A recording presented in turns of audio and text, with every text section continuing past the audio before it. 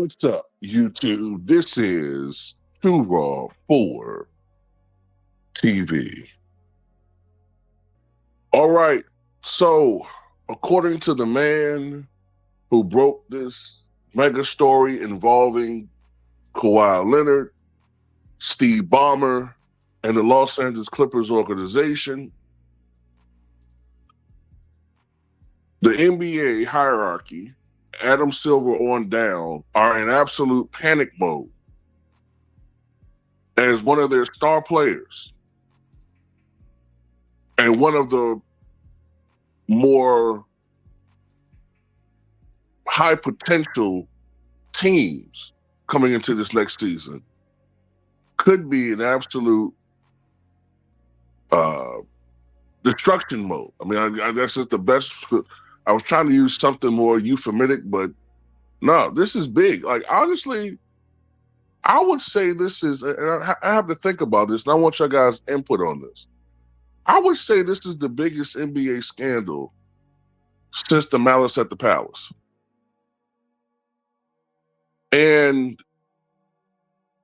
you could even make an argument this is worse because I get people, look, we're all cynical. We know that there are things that go on behind the scenes with these teams. We know that there's some shady things, right? But if you're the NBA, you don't want something like this to be confirmed, which is looking increasingly likely that reporter Pablo Torre is correct. Okay. You could argue this is worse because even if you're right and you're like, well, all the teams are doing this. Do you really want this to be normal? Because look, as my brother Ticket said, one of the things we've been complaining about over the past 10 years was the competitive imbalance. Like, it's not a good thing as a fan to know at the beginning of the year who the top two teams in the Eastern Conference and the Western Conference are. Like, for a while, we could pencil in the finals, the Cavaliers and the Warriors. That's not really a good thing. Maybe if you're a lazy-ass sports journalist, it might be a good thing, right? And we went in on the players who are colluding with other players and stacking the deck, right? But we got to go in on owners who are stacking the deck also in forming a competitive imbalance by paying players under the table or agreeing to deals in a quid pro quo situation, which helps them avoid the cap at least for a 4 or 5 year period, like the Minnesota Timberwolves did in the early 2000s. That is against the competitive balance of the NBA. We got to keep 100. Just because these guys have on fucking suits and have the normal complexion for protection, fuck that. We're not shoe shuffling like Stephen A. Smith over here. So the NBA, they're panicking because they didn't see this one.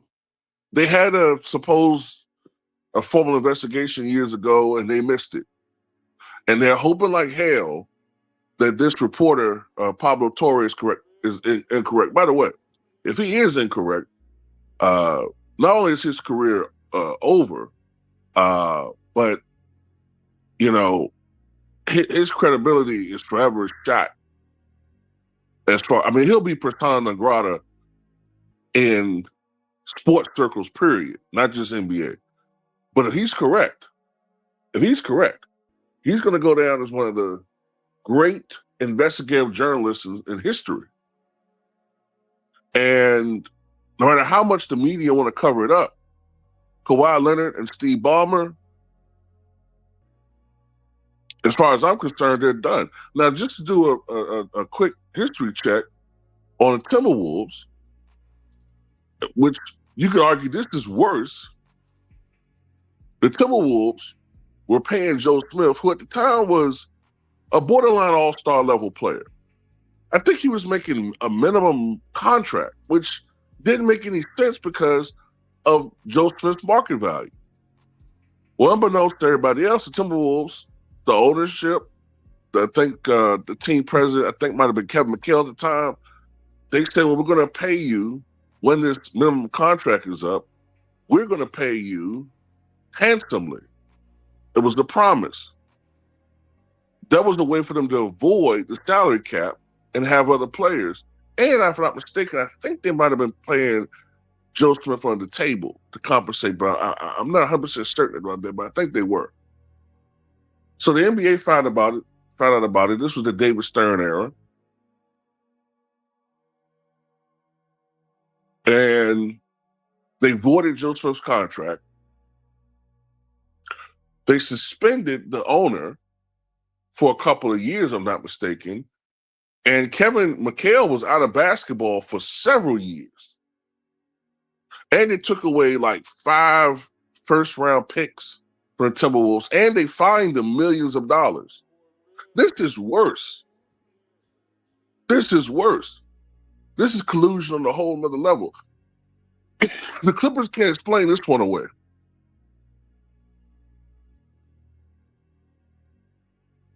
Kawhi Leonard just happens to have he just happens to have a $28 million contract with a company which appears to be a sham company owned by the owner in which you play for, and you only get paid as long as you're a member of the Clippers. And there's no other mention of a breach of contract stipulations other than you being with the Clippers, not not discharging your duties as a compensated person for this product. No, it doesn't make any sense. I've never seen a contract like that. It doesn't make any sense. I don't know if it's going to happen, but if I was a commissioner, I'd push for Kawhi Leonard to be suspended for a season, Steve Ballmer to be suspended from day-to-day operations as an owner for a season. Fuck with that bootlick Stephen A. Smith talking about. I'd fine the hell out of the Clippers, millions of dollars, probably $50 million, maybe even $100 million, whatever the fuck.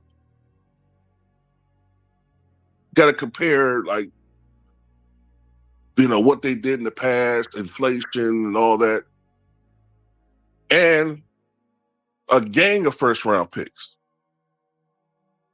And then you have to wonder, are there other deals like this? See, something like this could open up a whole, open up Pandora's box on this.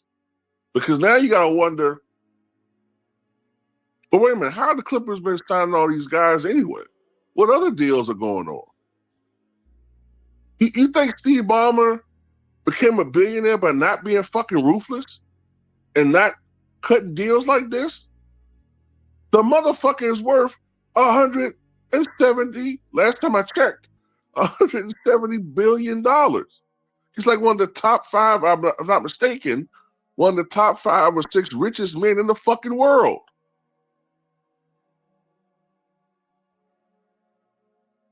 And I know that people are saying, well, how the fuck is LeBron James affiliated with Clutch Sports while he's an actor? Look, I know all that.